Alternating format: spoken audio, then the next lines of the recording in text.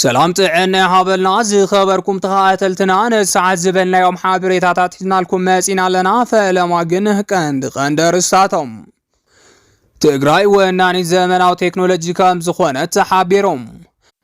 هوحات لومينا ابيز لاخومة انقطع زحاز ملقتين بوزحات اقريمهم اب تقراي سلطان جنرال تادس وردز من طلال عدل كام سفحة تحابيرهم بريزدانت ጌታቸው ረዳ ህዝብና የፈራረሐሎ ክብል ውድብ ህወሓት ከሲሶም ዝብሉን ካልኦትን አለውና ሕጂ ድማ ናብ ዝርዝሮም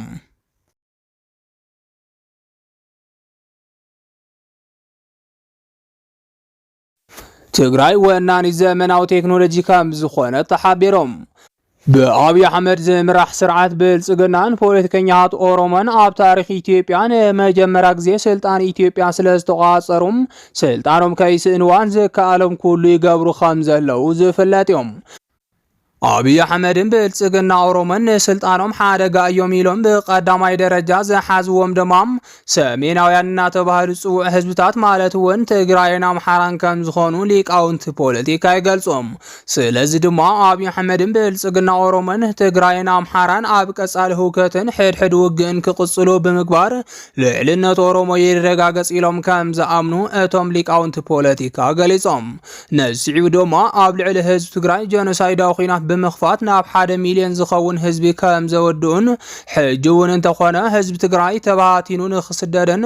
ኣብ ስቃይ ንኽነብርን ይሰርሑ ከም ዘለው እንዳተገለጸ ይርከብ እዚ ከም ዚሉና ሃለወ ሰራዊት ትግራይ ኣብ ትሕቲ ወረርቲ ዝርከብ ግዛቱን ምምላስ ምጽንፈኛ ሓይልታት መጠነኛ ዝኾነ ጦርነት ስለዝጀመረ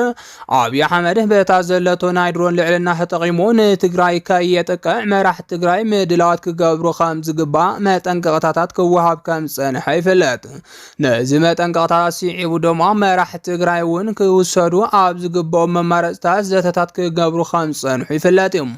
ሕጂ ዝተረኸበ ሓበሬታ ከም ዝገልጾ ደማም ትግራይ ወናኒ ዘመናዊ ቴክኖሎጂ ከም ዝኾነ ተሓቢሮም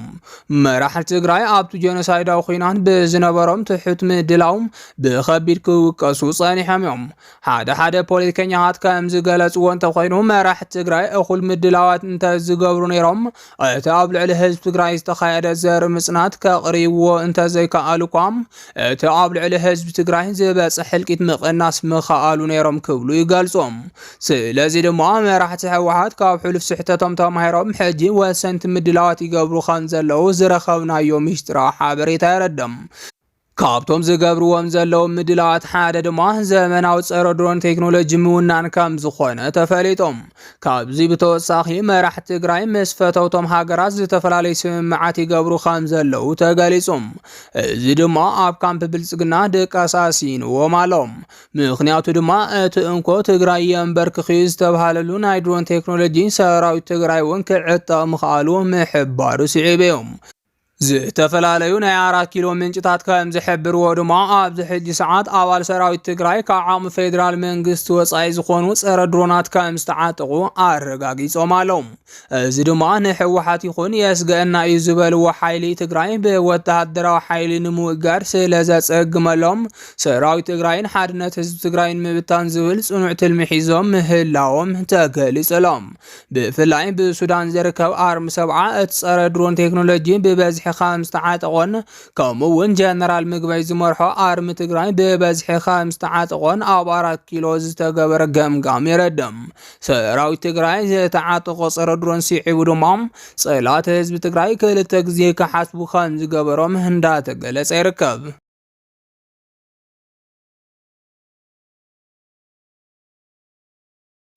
ህወሓት ሎሚና አብይ ዝለኣኾ መጠንቀቕታን ብዙሓት ኣገሪሞም ህወሓት ብነባር ኣመራርሑ ዝኾነ ኣይተ ጌታቸው ረዳ ዝተገበረ ጸለመን ሎሚ ብዕልል መንግስቲ ኢትዮጵያ ከም ዝኸሰሰ ተሓቢሩሎም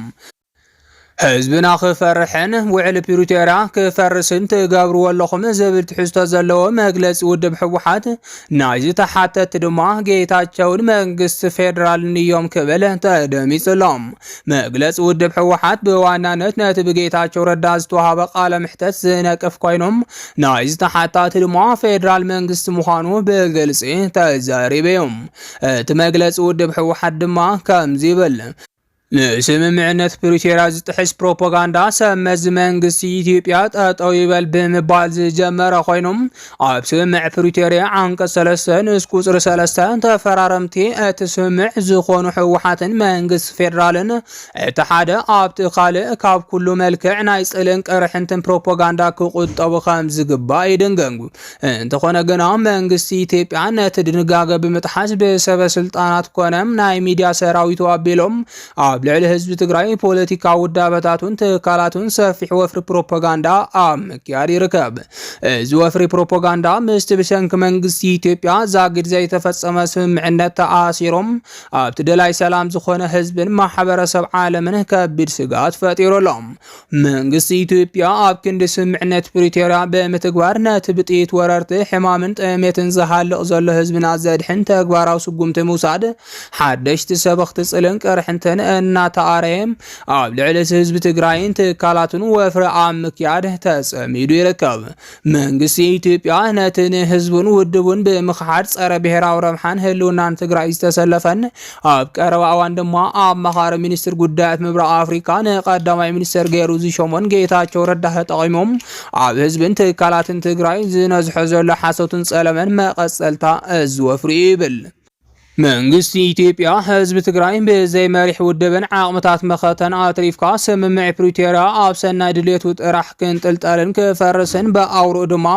ዛጊድ ዝቕጽል ዘሎ ጀኖሳይድ ህዝቢ ትግራይ ከየብቅዕ ንተገለባባጣይ ባህሪ ሓሶትን ክሕደትን ጌታቸው ረዳ ተበሊጹ ዘካይዶ ዘሎ ወፍሪም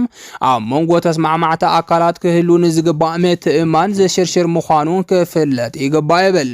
ህወሓት ኮነ ህዝቢ ትግራይ ሕዚ እውን ኣብ ሰላም ካብ ዘለዎ ጽንዕ እዋም ነዞም ብሰብ መዝን ካድረታትን ብልጽግና ከምኡውን ብትካላትን ሚድያትን መንግስቲ ኢትዮጵያ ዝካየዱ ዘለዉ ወፍርታት ብዓቕልን ትዕግስትን ተጸሚሞም ንትግበራ ስምምዕ ፕሪቶሪያ ኣብ ምጽዋዕ ይርከቡ። መንግስቲ ኢትዮጵያ እውን ካብ ዘካይዶ ዘሎ ንስምምዕ ፕሪቶሪያ ዝጻባእ ወፍሪ ተቆጢቦም ንዝኣተወ ውዕሊ ተገዛእ ክኾንን ተግባራውነቱ ክሰርሕን ይግባእ ብምባል መጠንቀቕታ ዝሓዘ መግለጺ ኣውፅዩሎም።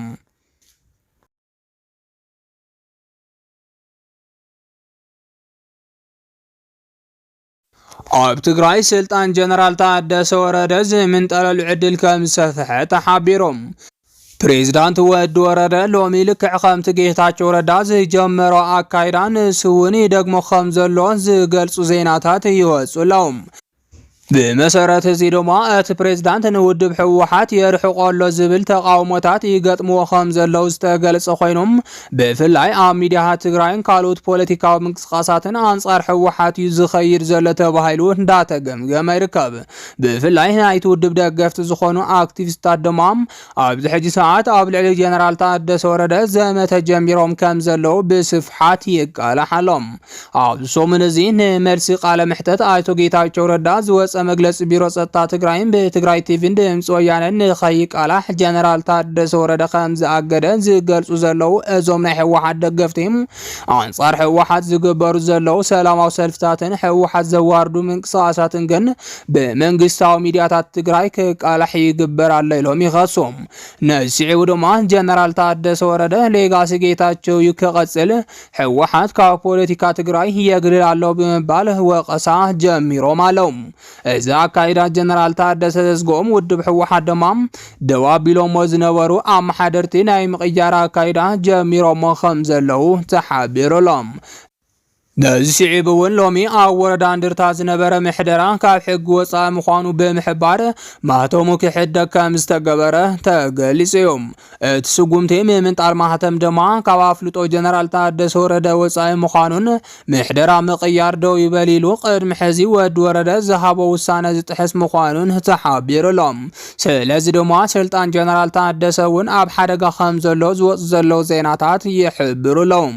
ብኻልእ ዜና ድማ ኣብ ደቡብ ትግራይ ዝግበሩ ዘለው ሰላማዊ ሰልፍታት ሎሚ እውን ተጠናኺሮም ከም ዝቐጸሉ ተሓቢሮም።